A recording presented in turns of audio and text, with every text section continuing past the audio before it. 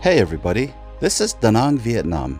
This is one of my favorite cities in Vietnam because they have so much good food, and I had the pleasure of trying tamarind crab for the first time. I'm at Madame Lân restaurant, or Madame Lân, or however you want to say it. It's primarily a Vietnamese cuisine restaurant, but they're very versatile. Their menu is huge. It was so thick with so many pages they have to put it into a binder. You could spend a long time looking through this menu and looking at all the pictures. The pictures were well put together with the prices and description of the food. And they had some really interesting stuff and things that I don't usually see in Las Vegas. Like the pipe fish, what is that? The first dish that I got is called banbeo, which is a rice cake. This was topped with a little bit of prawn sauce and croutons, and it comes with a fish sauce with chilies. Believe it or not, the first time I tried this dish was in Las Vegas years ago. The unique thing about this dish is that these mini rice cakes are made in its own little individual saucer. The way you eat it is to scrape it out with your spoon or your chopsticks, separating it from the saucer. These steamed rice cakes are usually made with a combination of rice flour and tapioca flour. There are different variations of toppings. A lot of times I like the shrimp floss or the prawn floss, which is finely shredded shrimp toppings. The sauce adds a sweet and tangy flavor to the rice cake.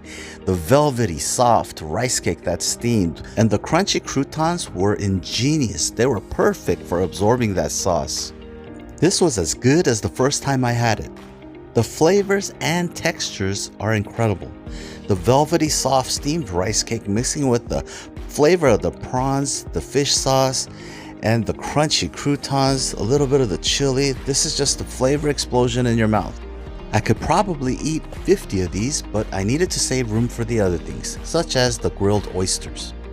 The oysters came topped with scallions and peanuts. They weren't overcooked, they were slightly blanched, so it retained that creaminess and the texture of the oyster. I like any kind of oysters, the creamy flavor of the ocean and the crunchy toppings. Here they serve it with lime and salt. A lot of people usually will squeeze the lime into the salt and make a mixture, but I just wanted to squeeze it over the top of the oysters because I wanted to get more of that lime juice. The oyster wasn't overcooked and it still had a lot of its natural juices. And with the scallions and the peanuts, it was perfect. There are so many different ways you can eat oysters. There's oysters Rockefeller, there are the fresh oysters, and there are so many different ways you can eat the fresh oysters as well. A lot of the oyster bars in Las Vegas will use a cocktail sauce with horseradish, which I love. But some people don't use any sauce at all, just a squeeze of lime or lemon. The oysters here were good. It wasn't too expensive and they didn't overcook it. Like I said, you can see the juice is still in the oyster shell. And the lime was sweet as well. I wonder if they just taste sweeter in Vietnam.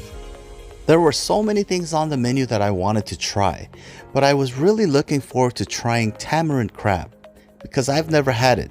I've only seen it on YouTube. So here is the tamarind crab. There are different sizes of crab and the prices will fluctuate according to how big your crab is. It comes coated in the tamarind sauce. This tamarind sauce was wonderful. The sauce is a combination of sweet and tangy and also has a hint of a fruitiness. The crab also came with service because they come and they crack it for you. Not every part of it, but mainly the big claws. What I noticed about this type of crab, and I don't know too much about crab, I think this is the mud crab or meaty crab. Not sure what they call it exactly. Most of the meat was in the claw and at the base of the legs that go into the body. Besides the claw, the legs themselves didn't have too much meat, such as a snow crab. And although the claws were bigger than the regular legs, it still only amounted to one little morsel, one bite. But the one bite was incredibly good when mixed with that tamarind sauce. I had never had this before and it was good. It did not disappoint. I just wish that there was a lot more crab meat. In fact, the sauce was so good I even thought about mixing it with the rice just to get more of that sauce. As you can see, the legs are pretty skinny, but there's still meat in there, and you do get some meat out of there, but it's just not like a snow crab or a king crab. Maybe I've been eating too much king crab lately.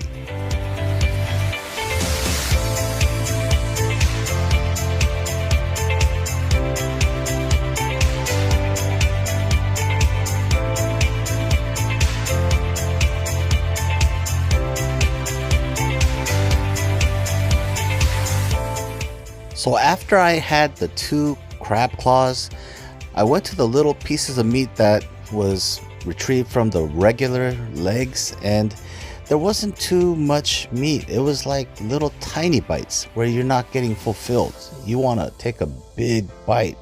I actually got a spoon and I collected all the little bits of meat so that I could feel like I'm chewing something. Was it worth it? Yeah, I think so. It tasted good, tasted great. Just wish I had more meat. Maybe I should have got a bigger crab. But every bite of the crab meat was mixed with that zesty tamarind sauce, and it was as good as I thought it would be. And as I mentioned earlier, there was more meat at the base of the legs. You get the plastic gloves, and I believe they don't have a bib. You just have to be careful. I think they don't have a bib. I can't remember. I'm kind of getting mixed up with the Cajun boils and seafood boil places that I've been going to. I was deceived by the shell, the body shell, because I thought there'd be something in it, but it was cleaned out pretty good. So just an empty shell. This is a different kind of a sauce experience than from my last video with the spicy sauce, the spicy garlic sauce that I love so much. This kind of sauce was very different, but it had its own unique goodness to it. Another great way to eat crab. This next dish I had to get because I was craving it. Spicy noodles with beef shank and pork trotter, or different kinds of meats that you can pick from the menu. I was really craving bunbohue. And a lot of the restaurants have these pickled shallots. They're just wonderful too. These go so good with any type of soup or just plain by themselves. All the vegetables were fresh, but I was looking forward to the broth. The spicy beef broth with the great texture of the noodles. The soup was a little bit disappointing. It wasn't as good as some of the specialty soup places, the smaller restaurants that specializes in that kind of a dish. And then the noodles were also disappointing, a little bit weak. But they did give you plenty of beef and the pork. So overall, like if you're craving it, yeah, you could like it, but I'm giving you my honest opinion. It's not the best I've had. However, they still had a good amount of meat, and if you don't know too much about it or you're not too particular, it's just a hearty bowl of soup, and you can spice it up yourself by adding more of the chili oil or hot sauce. It was okay, not bad, but it wasn't the best I've had. There are specialty restaurants that make some incredible soups, such as this one. My good friend took me out for breakfast one day because I was craving bunbohue, and he took me to this place. Has a reputation for being open and operating for 30 years.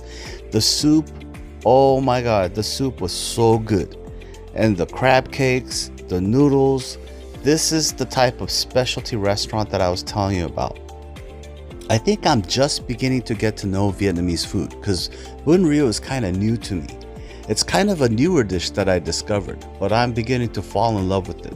The texture of the noodles being so soft, and once again, the bean sprouts, the vegetables are so fragrant here in Vietnam. The vegetables always add a crunchy texture to the soup, and mixed with the slippery noodles, the delicious savory crab cakes, and the broth. This is something that I'm really beginning to enjoy more and more. They also have vegetarian dishes here. This is the grilled eggplant with garlic and chili. Although the seafood, the meats, and the soups take precedence when I'm in Vietnam, every now and then I do enjoy vegetable dishes. And eggplant happens to be one of my favorite vegetables. It has a unique texture as long as you don't overcook it. Sometimes if you overcook the eggplant, it gets mushy. This wasn't mushy at all. It still had good fibrous texture, and the sauce was great. Another great dish here at this restaurant. And because they had so many things on the menu, I didn't have to go to another coffee shop after I finished eating. They even had the infamous egg coffee, which is more like a dessert, but mixed with a little bit of the coffee's flavor and the bitterness. An awesome dessert. It kind of reminded me of the affogato, which is kind of like an espresso with cream. This was very creamy, rich tasting, and egg coffee is very famous in Vietnam. You'll see many YouTube videos on it. I thoroughly enjoyed the egg coffee, although I haven't had too much of it. But that's about all the dishes that I ate here at Madame Lân's. I will come back, and that's gonna do it for me. Thanks for watching, and we'll see you on the next video.